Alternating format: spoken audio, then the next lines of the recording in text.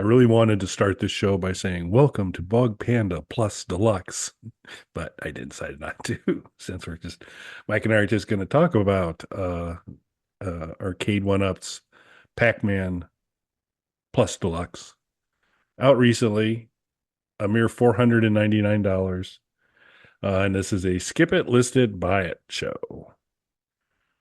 So, any initial reactions to this cabinet, sir? Um, so it has that new form factor. Like all of the arcade one-up cabinets, because they're flat packed, have a similar. Most of them had similar form factors. The sort of cut of the side panels were the same from cabinet to cabinet for each kind of wave of cabinets they did. It's like the first wave's a little different than the second, and so on. This has that sort of newish look to it. I do kind of like the wood grain look.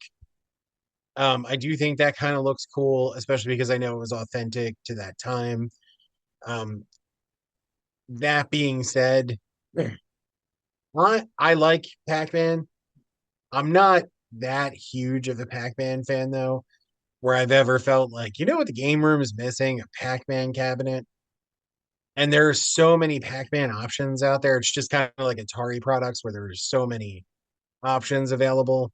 An arcade one up in particular is really this is what their 9,000th Pac-Man variant that they're putting out. So yeah, you Taking full advantage of locking up that IP, because they just bring it out again and again.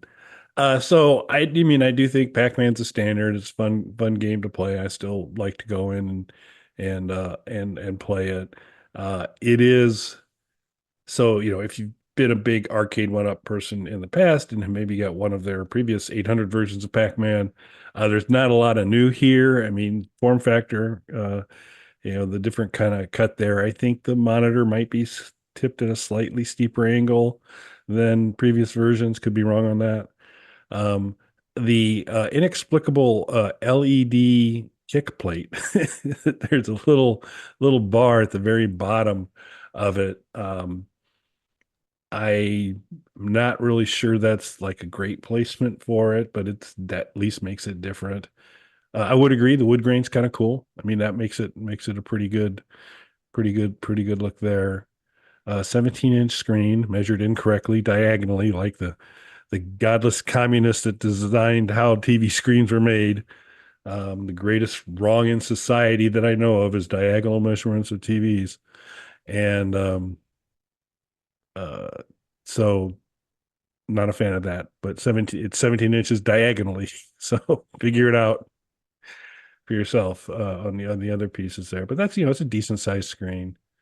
Um, what I was kind of disappointed is they were going to re-release Pac-Man again, that they might go to a slightly different um, additional game set.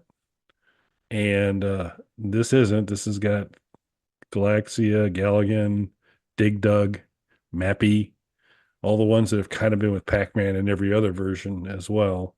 So that was a bit of a disappointment for me. Although I'm a big Galaga fan. I mean, that's it. But I'd rather have a dedicated Galaga system than a Pac-Man one. So from a skip it listed buy it for me, this is a skip it because I can play Mappy and Pac-Man and Galaga on my Legends Ultimate without a problem. So I'm a skip on this one. Although we're an Amazon affiliate now, and so we will include a link to Amazon to this device if you'd like to purchase it, and we will, pull pennies out of Amazon's deep pockets if you happen to purchase it. But wanted to let you know that that's link's all about in the description.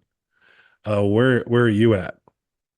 yeah, I'm gonna be a skip it as well. I have other options to play Pac-Man, limited floor space to a degree here, so I have to be, especially now because the game room is getting kind of full. So I have to be a little pickier about what's going in and around there. Pac-Man's not going to be it. Maybe this could be a more enticing offer if there were some other Pac-Man like games or adjacent games on there. Like maybe they threw in Pac-Man for Atari 2600. I know that's not a great game, but just something kind of different. being thrown in on there, I would suggest, and I know different IPs, different owners, and now you'd be dealing with Disney, so it's not going to happen. But Alien for 2600, which is a Pac-Man knockoff with the Xenomorph, and you are Ripley running around the Pac-Man like field. I actually think it's a fun game. So it would have been cool to and there's 100 other Pac-Man clones out there. So it'd have been cool if they threw some of that stuff on there, maybe. And I know you're getting into different IPs and licensing and things like that, so it makes it tougher. But it's going to be a skip it for me. Yeah. Yeah. So we're not doing our affiliate link much good here. But I think one either I boy respect these folks' honesty, and so do that, or they're complete idiots. They don't know what they're talking about. Click that link, get that Pac-Man system ordered. But Teach us a lesson. that's right, we deserve it.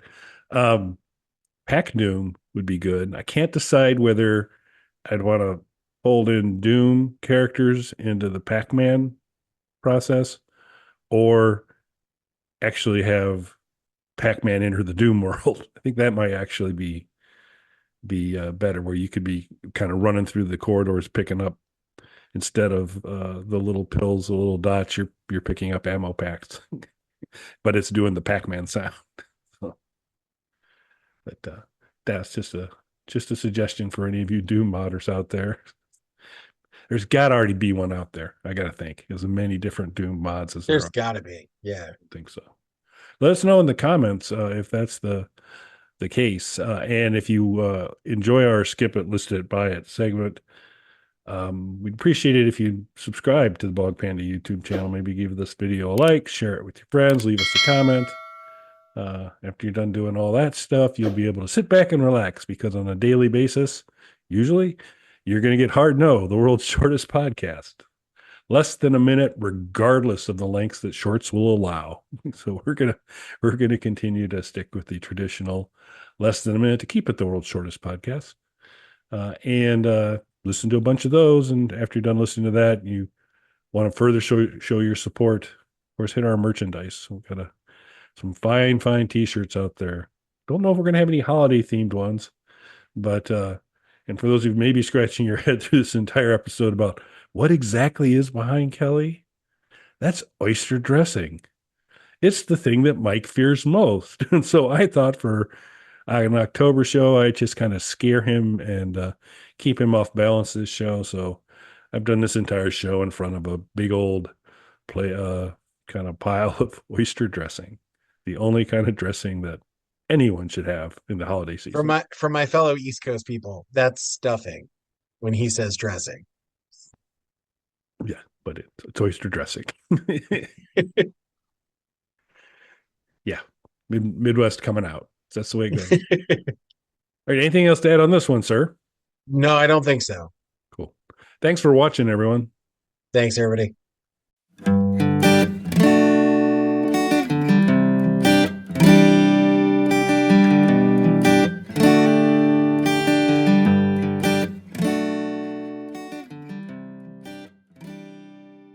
Bog Panda.